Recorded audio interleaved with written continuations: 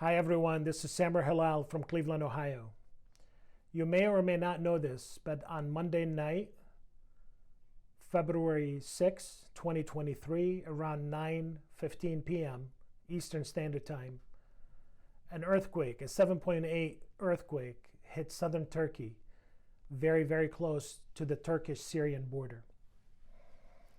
I have received many calls and inquiries from clients and friends asking about the well-being of my family still residing in Syria. I appreciate this outpour of support very much and want to assure you all that all of my and my wife's families living in Syria have experienced no harm. They lived through a very frightening experience, but no harm. Unfortunately, this does not apply to all the Syrians living in Syria. What we know now, about 2 days later, is that this quake was felt in Turkey, Syria, Lebanon, and some parts of Jordan. The areas devastated the most are the areas closest to the center of the quake. Over 12,000 people are dead so far, and many unaccounted for. Syrian citizens living in Syria have endured the toughest luck you can imagine in the last 13 years. It started with a 10 years worth of a civil war.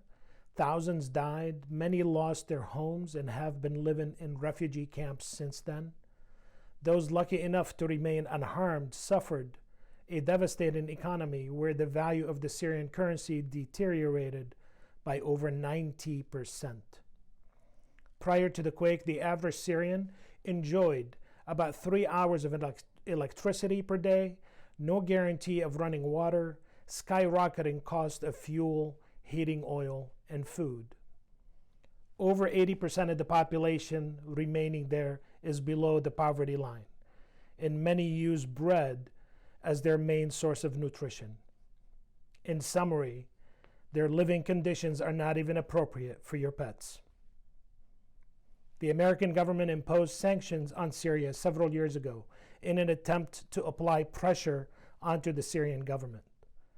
Those sanctions have done nothing but amplify the chokehold onto the Syrian citizens. I personally don't know how the people there maintain their sanity. They are stuck for the most part, as they are not accepted as legal immigrants by the Western world. And now, an earthquake.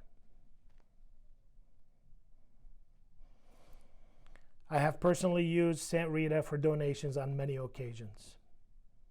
If you would like to help, please consider the following information.